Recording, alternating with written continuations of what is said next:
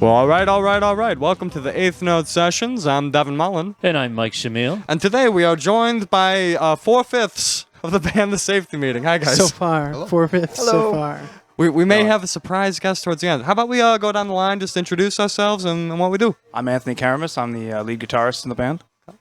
Julian Bergio. I sing and pretend to play the guitar in the band. I'm TJ Cuttajar. I play guitar. Mark Thomas, and I play drums. Beautiful. So when I first heard the name Safety Meeting, I thought of something like an intervention, but that's not at all what that means. What is a safety meeting? It's not the impetus. It's not the impetus. So safety meeting is a common vernacular. I'm going to let TJ handle this one.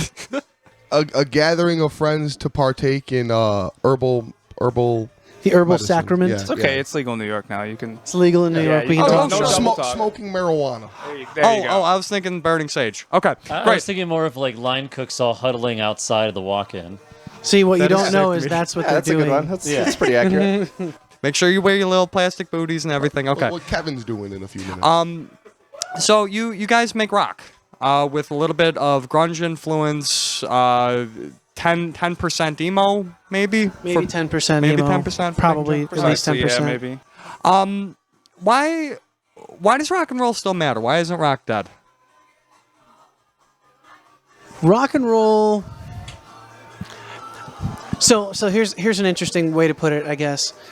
Generally, I've found that if I explain to somebody that I play in a rock band, they're probably 30% less interested than if I say I'm in an alternative rock band. Or to just say I'm in an alternative band. It's like something about the term alternative seems to kind of wake people up. So rock and roll, that's not what we do. We're an alternative rock band.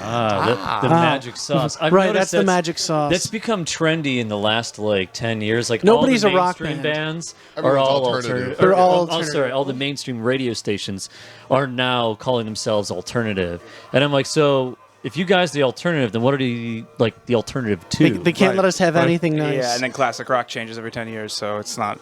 Who really knows anymore? I don't know. They actually. So I used to work in radio, and classic rock used to be that as music got older, it got added to that genre. But they suddenly decided, you know what? We're scared of grunge because it's what knocked all of our favorite old guy bands off of the charts. So they put it like a dead stop. Like bands like Nirvana and the Red Hot Chili Peppers are absolutely classic rock at this point. I'm sorry, Yeah. they just are. And that's not a dig at them. But you won't hear them on most classic rock stations. They stopped at 89 and pretended the world did too. And I think I it's a noticed shame. that too. I feel like for a year they tried it, and then all of a sudden it's just like, no, we're not. Like I heard the Foo Fighters. I'm like, no way, this isn't classic rock. No, don't do that to me. But you know what? They started in the early to mid 90s. Right. You know? So you guys have an album out at this point, The Safety Meeting, self-named, a single released recently, and some more stuff coming down the pipe. Why don't you tell us a little bit about that? So the album it was an EP, and I think at this point it's kind of like our demo of songs. And there's a bunch of them on there that we're going to go back and redo in a sense of like when those songs were written, they were pretty much me and sometimes a lot of the Yeah. times Anthony And they've evolved so much in since my then. basement with too much stimulus money At a safety meeting, of course. at a safety meeting. Yeah. And so now we've evolved a lot as a band. So we're going to go back and tomorrow we'll be finishing up Dancing in Heaven, which is on that EP, along with another new one that we wrote. So yeah, we're just kind of. So Dancing in Heaven, that doesn't sound like a happy title. I gotta admit. It is though. Because the 10% is coming in now. The 10%. Here's the 10%. There it is. 10%. What's the song about? So there's this picture from my cousin's wedding, of my grandfather who, for as long as I can remember, only had one leg and walked with a cane. Okay. And so there's this picture from my cousin's wedding of him with 2 hands up in the air and no cane. Wow. And so the tune really came from that picture. He's passed since then, and the one line is, "My favorite day was the one," and I think of the cane that he once held. I think of the day that it fell. And so I'm talking about that day. Like, it sounds like it was a bad thing. Like, if somebody's cane falls, it's generally But you kind of twist it on its head. right. Like, It's actually more a beautiful moment. right. It Yeah, was it was a beautiful moment where he had both of his hands in the air because he was just so happy at my cousin's wedding. So that's where that song came from, and that's definitely part of that 10%. I love that. And that seems to be a major feature of the Safety Meetings music, is that there's a bit of a push and pull between like what you would expect at first and what you ultimately end up getting. Like Impervious and Screwed, which is the big hit. Like most people know that tune just because of the promotional, and it's it's catchy as hell. There's an inherent contradiction in that, right? How can you be impervious and screwed at the same time? Right. One would preclude the other. That song was kind of written like tongue-in-cheek in a sense of just like you're impervious and screwed. Like maybe you're perceived, like one is true and one is perceived, I guess. You either perceive that you're impervious but you're screwed, or you are screwed, or you are impervious but you perceive that you're screwed. And so to be both was kind of, I guess, the thought in that tune, it was I guess. written like... Well, when was it written? Because I thought it was in the pandemic. Yeah, but was that Yeah, a that song one- that predated Safety Meeting? Because No, it didn't. Okay. No, that one was written like height of the pandemic, height of Right, the so- lockdown. Right, Right. So it definitely came, at a time where that made probably the most sense to me, I guess. So this is a group with 3 guitarists. Yeah. Also, worth noting. How's space negotiated? And that. I mean, we all kind of just have I guess we have our roles. I just usually do a lot of the lead things, but, obviously there are times where we're all playing separate parts of the same rhythm, so we just kind of throw it around, and I'd say I do a lot of the lead. He does a lot of the strummy kind of stuff, and TJ does a lot of the, we call him the ambiance. Yeah.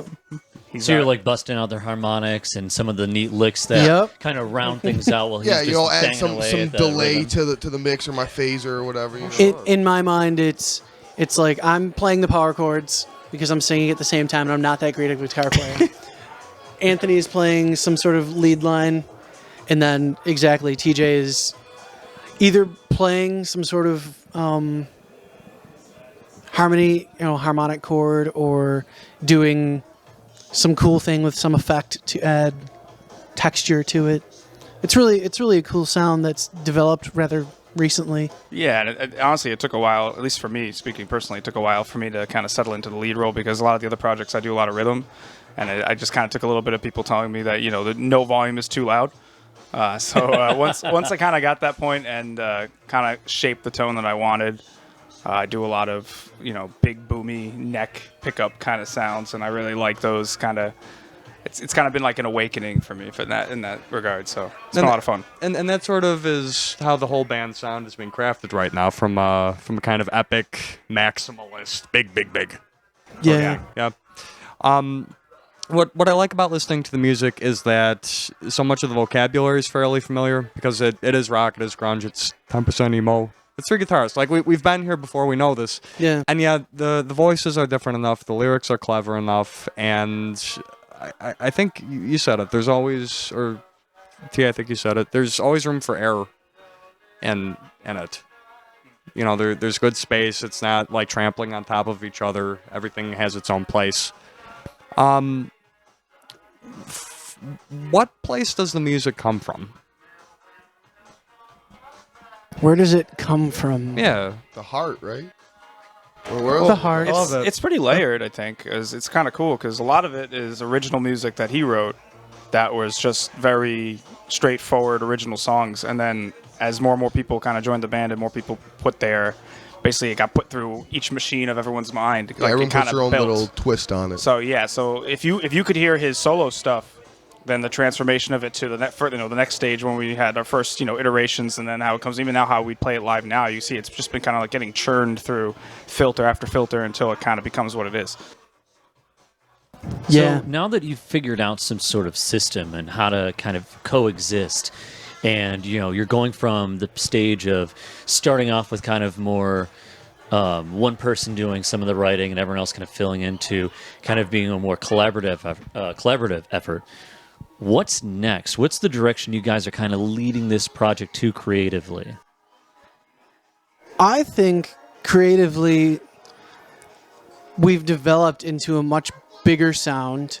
I feel like, especially the 2 tunes that we started last week at Watchman Studios and finishing tomorrow, like those 2 tunes especially, I feel like really exemplify just how big our sound can be, and also, at other points, how dynamic it can be. Like, it's not just big straight from beginning, get-go to the end, but when it does get big, it gets real big. It's really big, yeah. Yeah. And there's a lot of room now for like off tracks. I like to call them things that sound a little different from the norm. It just kind of mixed up like kind of like things that sound like that. Like one of the songs, I think it's Groove number 4. It has a very different sound from the rest of it because that's kind of like it's based off a riff that I made, and it just kind of shows you like the differences you go as we now kind of get past the refurbishing of all these songs that we've been doing, and hopefully in the future things can jump around a little bit more but kind of stay central. And at the same time, if that makes sense. It does. Yeah. So, Julian and T, you guys are, well, you got a kid on the way. You're recently a father. How do you stop the inevitability of becoming dad rock? Because literally, you're... Don't. Ouch. The minute TJ joined the band, we were, it was dad rock because there's a dad in the reggae. band now. Have you ever seen that video? I don't know. I guess that's a funny question because I'm literally like, what is dad rock? And I'm thinking of like all the shit my dad listened to. But like that's me now that I you put it that way. Like all of Dylan's later albums, Is like- George Harrison's later stuff. Right. Like my dad was big into Prince and Pink Floyd, and I love that music. But now I'm like, so is like Paramore dad rock now? No, Is because dad rock is specifically like Mark's like, don't fuck 3 with days Paramore. I I think Paramore is dad rock. See, my parents listened to like Alice in Chains and Nirvana Yeah. and stuff like that. So I guess I've always been playing because that's Classic the rock. style. Yeah, whatever you want to call it. Dad rock. I Isn't guess. anything with a distorted guitar dad rock now? Pretty much, yeah. Yeah, I disagree. We're already I think there. it's a specific subgenre of rock because there is this thing where a lot of guys like get to this point in their career where they've already been this like big young stud and star, and then they settle down in their career. They're playing more consistent tours, and then they start writing about being a dad. And that's what I was joking around about like Dylan and Harrison. Like guys like that did like later in their career start writing dad songs about like being a parent now. So it's like it is an act. It's not just like old rock that's like sort of connected to a generation, because that is going to happen. Like Paramore is definitely like.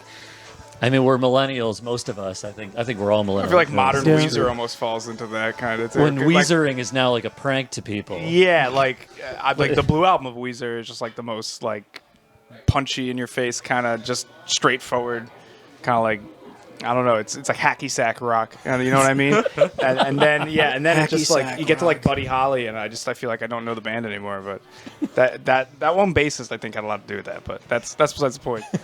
So it's not so much what dads are listening to, but what dads are writing about. Yeah, it's a mindset of dads writing rock songs about literally being dads in rock. It's the Foo Fighters and Pearl Jam, and like those are the two bands Pretty that I much, like, immediately I pop into my remember mind when, with that like- definition. Younger coming up, we used to joke about dad rock. It's pretty much rock music that sounds like it had like the life sucked out of it. We used to joke around like there's really no hook there, and it's good music, it's fun rock, but it's just kind of like I could take a pass on it. nothing special. But now like that's when I was a kid thinking of that. But now it's just like it's just like music that you realize that when you were younger it was like the popular thing, but now it's kind of classic. I guess I understand from your perspective, like the genre part of it is that's where my mind went, but I think it's more just, music you grew up listening to and you pass on to your kids. So, I mean, do you think there's anything that at release is dad rock, or that's something where time passes that judgment on it? It's like a clock winding down. I like Shmuel's definition. So like anything that like is written like I think of like there's a lot of Pearl Jam songs, because I'm a big Pearl Jam fan, obviously, and so like I definitely think there's enough material from one band that is about fatherhood or parenthood, then I guess that's a decent definition for it. One of my favorite groups, Woco, they have basically a dad rock album. I mean, it was in a Volkswagen commercial, one of the songs there. So there you go. That It's is called that is sweet, peak yeah. dad That rock. is The peak dad daddest rock. Sky Blue Sky. Look at how good the But, mileage is on this Volkswagen. It's a diesel. Cue music. low emissions. Well, Sort of. Whoa. We're bringing the man in. Oh, hi guys. How's everybody doing? All right, joining us, the rest of the band is Kevin, the bass player of the safety meeting, and he's the one who also got us hooked up with this location. We are actually doing this episode from Jackrabbit, so it's our first episode this year outside of Zoom, and hopefully we don't have to use Zoom anytime soon. It's nice that it's there, but it's nice to see all of you in person. So thank you for take getting that, that hooked Zoom. up, and thank you, Jackrabbit, for letting us be here. thank you again. Absolutely. Thanks Also- for being here. Kevin also cooked my dinner, I believe. Oh, did you Yeah. have the meatballs, right? I had the meatballs. They're good meatballs, They're right? really good meatballs. Did you We made cook? them with extra love for you. Did I you know cook we my did. sandwich too? One of us did. I was It, probably it was really good. Thank you. you. The Carolina barbecue. Yeah. Right? Yep. Ah, Look at Oh, it's that. I delicious. didn't even remembered it. Man. oh, it's delicious. Oh yeah, I can tell you the last 100 orders that just came in while you guys were sitting down here. I was on Easy Street right before you guys sat down, and it was Dinner rush. So Kevin, when you came in, we were talking about dad rock. I feel like the topic's about to turn into grandpa rock. So let's move on. Let's say three adjectives that best describe the group. What do we got? I think at this stage it's getting like the sound is big, but dynamic. And I'm gonna give the third one to Kevin because I feel like he's got something. is stoned an adjective? Because it could can be. kinda. Big, dynamic, and stoned. Stoned. At least I half like the that. band all the time. Love it. So what I also like is that again, just looping back to this idea of contradiction in humanity and reflecting in the art. There is hints of very serious stuff rooted in the music. Julian, you in our pre-interview conversation, you talked about the experience of writing the song "Anxiety." Yeah. And were really in the seat of anxiety while you were writing it. Yeah. A lot of times with rock music, with male-dominated music, there's kind of a playfulness we have regarding the seriousness of what we feel, and it's supposed to be kind of a joke and it's supposed to be fun and not linger too long on that. That said, there's always got to be that kernel of truth in it. Do you guys feel that you find some kind of therapy or helpful expression of emotion in the music? Is that part of why you do it? I think so. And everybody from me down has written a lot of songs, and Anthony is starting to delve into writing songs. Go for you. And so it's cool that we've got a lot of songwriters, and so everybody kind of gets that. And I think that's what's really cool about, for me, having these guys, is everybody knows that this was not just like some ink that landed on paper in a certain way. It was, something that lyrically I had crafted, or, I had a sound for, and I had spent a lot of time thinking about. And so that's super cool as a songwriter to have players that understand that and get that and respect that. So Well, I think too, when you're writing songs, you do come from a personal spot, and if you can really tap into something that's kind of universal, everybody can kind of relate to it. Yes. And those are the songs that I feel like go over the best, at least in my experience. If somebody can come and be like, "Oh, that song you wrote, like I know what you wrote that about. When your personal experience hits another personal experience. Yep. And my favorite songwriters all do that. You know, like big Bruce Springsteen guy, big, you know, like Bob Dylan guy. Well, Bob Dylan, that doesn't equate because you don't even know what he's talking about half the time. But Springsteen, Jackson Brown, like, you know, just solid songwriters who write just like something where like they can write one line and you're just like, oh, I know exactly what he's talking about. But I didn't know how to say it the right way. And I didn't know how to say it to music or something. So I think if you can do that, you can really get a lot of people to relate to your music, and that's when they fall in love with your music. I think so, and I think, you know, as far as discussions on like mental health are concerned, the biggest instigator of mental health problems is isolation.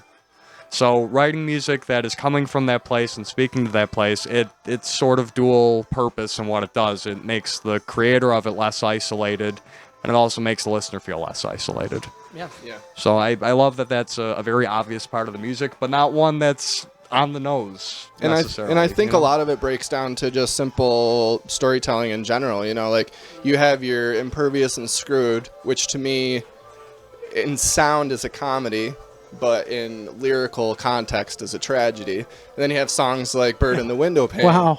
Which is kind of like an all-on tragedy. I'm a huge fan of tragedy. Like I write tragedy all day. Yeah. That's the easiest That thing for 10%? me to do. Yeah, it's so like I think like when I heard Impervious and Screwed, I was like, I want to play that song on drums because it's badass. And then I heard Bird in the Window playing, and I'm like, this guy knows what he's doing. This guy can write a song for sure. So. Beautiful. It's good that you guys have that kind of dynamic. I see a lot of like, you guys play off a lot of each other, and you guys all seem to be very supportive of each other, and that's a really important thing to have in a band. You know, no one wants that band that is like dysfunctional and throwing shit at each other. You know. I mean, I like those bands. Yeah. I don't You want to observe be in them. one. Exactly, you know, because being in that band is stressful, you know. It's a lot more fun when you feel like you can depend on the other guys. But it's a lot of fun to go to a show and not know if they're going to punch each other in the face. Yeah. You feel that Yeah, tension. like when you get like Oasis one album tension. of gold from those kind of Scene, those kind of yeah. bands.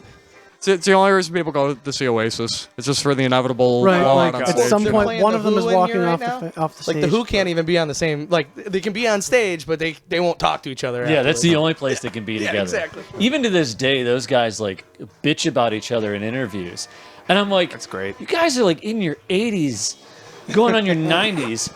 Half your band is dead, and you're still going, that jerk. I wish I never met him. Yeah. Well, you wouldn't be anywhere without him. Screw And the next millions of minute, dollars, you're writing your love song maybe. about him. Rather But be no, in a we toll all booth. do get along, and we all support each other. Especially the fact that we're all in other bands. Yeah. You know, at least one other band. Yeah. And you know, just shuffling stuff, life. You know, kids, family, all that stuff. The older you get, the people that aren't serious about music, they just weed themselves out. You know, I've met a ton of talented people that just kind of drop off because it gets too hard. Oh, yeah. Everybody here puts in the time, they put in the effort. You know, they do whatever they can on top of everything else that they're doing, and it's just because we love rock and roll and we love each other. At this point, like we've been together long enough that we do actually care about each individual person. So Yeah. So something I want to ask that's sort of philosophical, and if there's not a great philosophy zone, The philosophy we're going into the zone. philosophy zone. Wow, Devin's here. it's been so long. Oh wow. Wow. All right. So I agree with that assessment of the music scene. It entails so much work, and you need the personality, you need the talent, you need the optics. You need the audience reception. You need the initial capital investment. And that's the game, and we all accept it, and we do it. My question would be, though, is it right and is it fair that it's like that? Is it right? Is it just? Just? Yeah. Is it ideal? it no. is right and just. But But it's probably right and just. I think with anything in life, can't if we you just want it, play you gotta music? put the work in. Right. So right. like, why do I have to sit here with Devin and Schmiel instead of just playing my guitar in my basement? right, you're Right, putting in your why do time I right have to now. do Why do you this? got to do this? Because We're here. This isn't We're what we literally- got. Like we could play music all the time in the basement, but how often do you Yeah. get interviewed about your music and stuff like that? You know, that is cool. Like this, it's super cool. Rarely do we get a chance to talk about it. Yeah. what kind of way I feel about it is, as an artist, say we're all artists and stuff, it's not for us to put a value on our art. It's just to create it, right? So you can put it out there, you can promote it, you can do all this stuff, but it's up to everybody else to tell you if it's crap or not, you know? For sure. And we can't go around being like, well, we're great. Like, I don't understand why nobody's like, Right. I'm pushing really hard on Nobody making all likes these that videos guy. and stuff. It doesn't matter. It's about the songs. It's about the music. And that's what people connect with, especially the vibe, especially the younger kids these days. They're Although listening those to 30 kids- seconds, and if you don't catch them right away, It's true. Well, there's so much out there, so there's true. going to turn into the next yeah, one then, yeah. it's a skip culture. Yep. So I'm- it's not just, it's not fair, but There's life. neither is life. Yeah. And music and art is a reflection of that. Is Yeah. just a reflection of life. If And I I don't can- think it's any different now than it has been. It's just there's more. more there's of it. more of everything. More That's all. competition, but there's also more of a chance to be seen. Mm-hmm. You know, so like there's a beautiful aspect of it and there's a shitty aspect of it. You know, that's life. Well, Good and bad. I think ideally myself and probably a lot of artists would rather just write some tunes, maybe record them, and just survive and thrive off of that. But I also think that for me, like I've more recently kind of dug my claws into Social media. social media. This dude, I've noticed you've you're been putting very in a lot of active work. on it. yeah. And of course, I wish I didn't have to do any of it. But some of it's kind of fun. Yeah. Like, I mean, Learn stuff. you learn stuff. I mean, I've not met, but I've made connections with bands two bands in British Columbia, a band in Southern California, all on TikTok. Right on. So you're telling me there's a TikTok tour coming our way? A TikTok TTT. tour. Not a bad name. I'm not- I like I'm not the lying. alliteration. Yeah. I'm not lying. If you were to open up my drafts right now, I'm halfway through doing hey, you guys should check out Jackrabbit here in Buffalo, New York. This is a really cool bar, and we're doing an interview here today with the Eighth Note sessions of Music is Art. There's one of those half done in my pocket at this moment. Nice, nice. So yeah, I guess there was a TikTok tour. If I can just comment about music scene too in Buffalo, I feel like me and Julian at least we have kind of we have foot in two different zones too because we play cover music as well, and there's a lot of passion for that here because it's Music City and bars love to pick up music. And if I can just say about where it is in Buffalo, I just if I could release a sentiment is that just understand how difficult and how much people are putting themselves out there with original stuff and how much work goes into that, and just don't forget to value or find the value in that kind of stuff because from seeing a lot of original music around here, it's wild what you can see There's a lot of just talent. playing around it, here. playing in dark rooms in places you would never guess. So it's something to be enjoyed and something you can really get a lot out of if you just go and look for it. So No, I just want to put that out there. I agree, and I think Yeah. I think as you say, the state of the music scene, having to work hard, that's what makes such good talent. But it's kind of a Faustian bargain to some degrees because you do have lots of talented people washing out. I'm on the fence about it. I don't know if it's fair or just, but mine's not to make that determination. I just ask the questions. That's why I'm here. Right. There's it's hard to even think about it because it's like, what are you gonna do? Like, you can't change it, so just roll with it. Yeah. I guess. Yep. Yeah. You're I mean- impervious and screwed. Impervious and screwed. It's funny because when you look at stories of a lot of the bands we grew up listening to, they'd start off kind of playing like these like smaller clubs and circuits, and they'd get kind of to like a regional point where they're doing all right. And then like some A&R rep would pick them up, then a label would pick them up, and suddenly they'd have either a horrible contract that destroys them or this support that takes them like really far because now suddenly they have a team of people that can do all like the press releases and all the boring shit that us as creatives, we're not good at that stuff. I mean, some of us are, but there's very few of us. Most of us are great at playing music, coming up with cool things and art and stuff.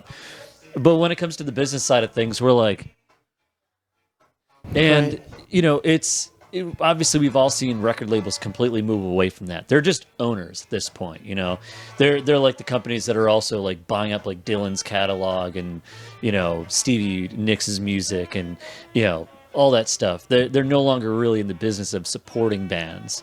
And so you kind of have to do it yourselves. I wonder though, at what point do you find people who believe in your music within your community that can help with that kind of stuff, like in a genuine way, not a screw you over. It's That- hard. that's There's the a lot big of false thing. faces. Yeah. Can you find that team who wants to support you? And so that's where the people who really make it, people who believe in them. And I don't think it exists anymore, to be honest with you. I think it's down to too. A lot of like musicians kind of have to stick together and understand that like what's too good to be true, or signing with people like that, or just getting involved with people like that is kind of like a means to an end in itself. So if you let that grow, it just grows more. You kind of just have to snuff those flames out. But it's hard because promises sound great, and everyone Right. just wants to live their dream. So it's hard to say no when you have even a 2% chance, right? I mean, the right label is great, and the wrong label can be terrible, but there's no discerning which are which. It's I think most the labels are pretty right much deal. I dead should say unless the it's right a small deal, the indie right deal, and the one. wrong Yeah. deal, not the right label. that's and the why wrong you see a lot of label. independent artists and people starting their own record But- labels and so That's my point. In today's world, you can do a lot of it yourself, By the time you're going to get signed by a label these days, you're already doing something. where you need to be. they're just going to financially support Nobody's going to sign Maybe. guys that look like this playing Right. 90s style rock and roll. You know what I mean? Rock music. Like, it just isn't going to happen until you have. But until it's a fully formed, Right. money-making band. We have You've to already build gone on tour. You already have hundreds of thousands of followers. Yeah. A friend of mine's been in the business for a long time. He's explained it to me. He's like, you're not going to get touched until you have hundreds of thousands of followers on whatever it is. When and you can tons make a of label streams. money. Yeah, because then they're only going to help you at that point. There's no artist in development. There's none of artist development. They used, go back to Motown. They give you dancing lessons. They give you this. They Oh, sure. write you 100 songs. They They put were Smokey they were Robinson brilliant there, the way they organized things in Motown. and they'd let you fail. At this point, you're not going to do that. So it's just tough because I feel like a lot of music isn't being replaced by new music. So we have live music here at the restaurant and the bar all the time. And it's a bunch of young kids from like 21 to 26 every Friday, Saturday night. And we force them to watch live music up on that stage, right? And a lot of it is original. But if you bust out a Rolling Stones song, I watched this entire bar go nuts for Honky Tonk Woman. Yeah. All these kids still know these songs. They're either in the movies they watch, they're on the radio, their parents listen to them. You could barely have them name a rock song from the last 10 years. I can barely name one. But all these young kids who shouldn't know these things still know the hits because they're still played on the radio, which is still a viable option, but they're just not replacing it with anything. So it's They've tough. kind of found what they've already invested and said, you know what? We're going to stick what We've we do. invested enough. I saw that happen in the radio industry. I'm seeing that kind of happen with the streaming services. They feel like, well, it doesn't need to go any further. We can just milk this forever. That's why they'll buy big artist catalog. Because Bob Dylan's not going to be around forever. Yeah. But his music will. He just and sold they'll his keep whole milking it. entire catalog for like $1 billion or something like that. Something crazy. It's a shame It was too. a huge amount of money, and it makes it tough for up and coming artists like us because it's okay, well, you can't count on radio, you can't count on the streaming services, you can't count on the traditional ways of doing things. So I wonder what other grassroots options might help you get out there. I honestly think the biggest, not to interrupt, but I think the No, biggest take it. thing is you're talking about music as art, the local music scene. We have to build that community. And I see it happening here in this town. I've been playing music in this town since 2005.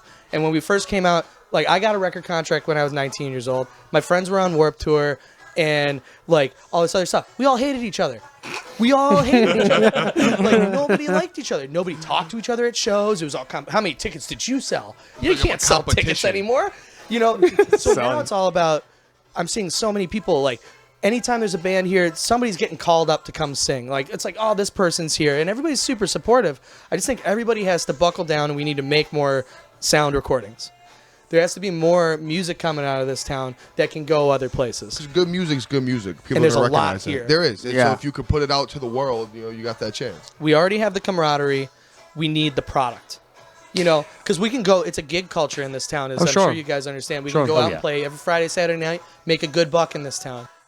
But you have to tap into those markets outside because You gotta you write know the songs. one third of our residents living below the poverty line. Yeah. I mean, there's not a ton of money to go around in this local economy But as they're is. all paying for Spotify. They're all paying for Oh, Apple sure, Music somehow. sure, So you sure. got to get your stuff on there and get it listened to. So if we make a Buffalo playlist or we get just write more better songs is all I think that we can do, especially locally. I don't know about the rest of the world, but Buffalo is ready to pop off.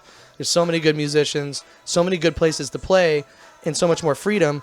It's just we need to write the songs and record them and send them out into the world. And our hip hop scene is already taken off. They're Yeah, already- they're- that's blowing- what they're doing. They're blowing Yeah. the doors off venues. And they're getting it's the music awesome. out there. And Yep. you Yeah. walk up and down the street, and Benny the Butcher's got Posters like, all up and down- and like all up really and down cool the street. marketing and graffiti on stuff like the Butcher is coming. Like that's the Yeah. stuff that It's brilliant. It's brilliant. And it's Buffalo centric. That's an essential part of the music, the mean, if- identity of the East Side and everything. I think so, if you ask people around the Yeah. country what's Buffalo music right now, you'd say Griselda. oh yeah, absolutely. Yeah. I mean, they're the only Buffalo artists I see getting interviewed on NPR, Yeah. right? Right. Like, who else? Or performing on late night shows or Yep. whatever it is. Yep, Or yep, yep. SNL. Was it SNL? What was it? It was one of them. I think it was Jimmy Fallon. I think was it Benny the Butcher or was it what's the other guy? Not to suggest that there aren't other artists from around here who are doing like Zuri Appleby. No, but I you mean, know, hip hop is. Well, and Yeah. Zuri's an incredible musician, Right, and she's right. traveled all over. And she was just on SNL a couple weeks ago. And that Yeah. was amazing. Right. But you'd be surprised how many of Buffalo people are out there in the world. a lot of session players from Even if Buffalo. you Yeah. think back to like the past, if we're going back here, like the Wrecking Crew and stuff, like people from this area have always been putting out music. You know, they've always been doing big things. It's just spotlighting it at this point. You know, I think it's Buffalo's such well, it lives in the shadow of New York City, I guess, right? I mean, most people Yeah. don't even Sorta. have any. More of its own past. I mean, it once was this shining, gleaming city, that had the Pan American Expo. That was over 100 years now, and I think it's sort of like, then it became the steel town, and then the steel moved away, and now it's kind of sort of reinvented itself as like a medical quarter. It's kind of finding its identity again. We forgot we had a waterfront. All of a sudden, we were like, oh, we should do stuff there. I think Buffalo is kind of, it needs to sort of pull itself together a little bit and kind of say, this is who I am as a community. I mean, I have I guess, unique insight because I moved from New York City area. So, I mean, I think anyone who doesn't understand like that Western New York and even a lot of the other Rust Belt places have its own charm and completely different culture are just kind of unaware, I should say, or uninformed because it's like it's so far removed from the culture down there. It's just a completely different feel. I mean, Elmwood Village is just this strange little slice of like Rust Belt, like I want to say like Rust Belt Brooklyn almost. Like it's just a small little walkable place, and it just feels like it's so Buffalo. It's ridiculous. Like from the guys screaming nonsense on the street, from the vendors selling all sorts of stuff, from Star Child going up and down selling jewelry to you every day. I see him every day. I mean, the characters. It's honestly, it's like if Cheers was an entire city. That's the Elmwood Village. That's how. Yeah, it's kind of like Elmwood Village. It's kind of how I feel, and I've been here about I want to say it's on 7 years now, something like that, and it's really grown on me. And if you don't believe the power of that, you should come up here and try to stay here for a year, and you'd learn real quick. seeing is believing. I mean, I don't think it's the problem that people know about Buffalo and they have judgments about it. I think, like you say, They're unaware. Just unaware. that's what I mean by living in the shadow, in the cultural imagination New York Yeah. City's were, and that's there's this whole other state which has nothing in common When with New people York say City. New It's York, all they rural, automatically Rust assume New Belt. York It's City. Right. it's It's crazy. completely Or also like, if I tell people like I'm from Niagara Falls, they assume Canada. Like people Yeah. don't even know there's Niagara Falls, New York half the time. So like, yeah, it's kind of like just overlooked in a way. I mean, maybe for good reason, but at least. well, Niagara it's Falls. we benefit from it being a secret to some degree, but it also needs. It's true. Well, how did I want people how to did, come like, visit, something but like that's it. Portland get started, or Right. or Austin? Yeah. Those places were just like us at one point, and then the word gets out. Yep. Like doing keep Austin weird. Keep Buffalo a secret. At some point, it's not going to be a secret anymore, especially if the Bills win the Super Bowl. You know Oh, what I well, mean? yeah, forget if they about keep it. going to the playoff, people are going to keep coming up here and have a great time. And also, I as to say that a different way than Anthony did. I've been here my whole life. I've lived in the city for a long time. And you look back 6-7 years, we didn't have a place like Ironworks where we could do the Music is No, Art Festival. we didn't. And have other cool stuff. There's people kayaking down the Buffalo River. If you went anywhere near the Buffalo River as a kid, you were quarantined for a while, and Heaven help you if you went fishing in it back then. yeah, and just the downtown corridor, like talking about like having a riverfront and canal side and everything like that, and the big concerts down there, and people are realizing that the summers here are great. And I think everybody in the entire world should get stuck in Buffalo during a snowstorm at least once, because it's great. Especially if you still have heat, you're fine. Oh yeah. But I think it's right there, and I think it has to be part of the arts community, the music, Culinary. that brings it to the forefront. People come to town to eat all the food there is in town. Yeah. And if people start to come to town and be like, it's great. I went to this bar and saw live music for $5, or there was a free concert in the park, and hundreds of people show up, and I think we're that close. I think we're just going to take like 10 more years until everybody else runs out of water and they move up here. I thought I was starting to getting see that dark. already a little bit. They're It's starting like to Buffalo, gentrify yeah. around here a bit. More art and stuff's going up. They're doing better, bigger things. So it's starting to happen. Yeah, in 10 years it'll be here. It's a great hub too. Like you can, you'd be surprised how many things are closer to Buffalo than the rest of New York. Like I know a lot of bands that start their tours up in Buffalo and then just work yeah, their way down Canada, the coast, Pennsylvania, You like can do even the West 90 Virginia's pretty each close from way. there. Well, and Drive we're straight down. at the tail end of the Golden Horseshoe. Like I remind people, Buffalo is not this like little isolated pocket on the corner of the two lakes. We are part of this whole metropolis. If you ignore the borders on the map for a second and just Yeah. look at the satellite imagery and realize especially how much our economy depends on like the Canadians that come over to like the folks in Hamilton know like hanging out in Buffalo is the place to go. You want to get some cheap beers, and some cheap chicken, like come over here. And there's that whole like untapped group of people that are already hanging out here. That one of the things I'm trying to do as a musician is get up in Toronto in that area and play more often. And I'm trying to make my way back in there now that like we can again, and their restrictions have kind of eased up. But I think more Buffalo bands should remember, hey, like right across the We're lake, an hour away from Toronto. right across the lake Toughest is part a about whole that, metropolis. If any band can tell you, the toughest part about going to Canada to play is one of the guys in the band is not able to go. I was really going to say. Someone got a DUI. Somebody- I don't know one band. There's one thing in where Buffalo. Every guy or girl can It's a get shame. across the border. There's some great towns like Milton and Toronto, and then you go to Oh, man, Sarnia, that's such a good point. How are we looking? and We all right get across to is Detroit. Can we all great go to tour, Canada? I can. I think I go to Canada all the time. So bands out in Hamilton, if you somehow accidentally watch this video this far in, know that there is a growing market of session players who can fill in for bands that have too many DUIs to get the whole group over. It's an excellent Start your point. marketing now. Right. You'll find somebody. Yeah. So, folks, this has been our interview with the soon-to-be detained at the border band, the safety meeting.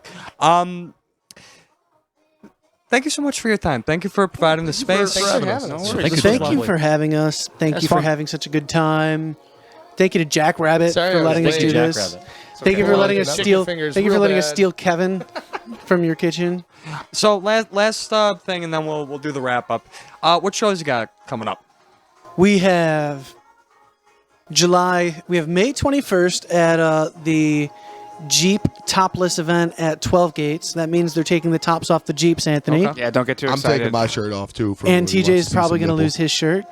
Then Nice. July 3rd, we are at Mohawk Place. July 9th, we're at Central Park Grill. And July 30th, we're at Mickey Rats. Right July's a big one. July's a big one. Little I'm Mickey Italian. Rats. Get out there, boys. Yeah. We've maxed out the amount of shows for one band and in this one in July. All right, well, beautiful. So with that, I'm Devin Mullen. And I'm Mike Shamil. This has been the Safety Meeting, and this is the 8th Note Sessions. We'll catch you next time. 'Cause if you can fly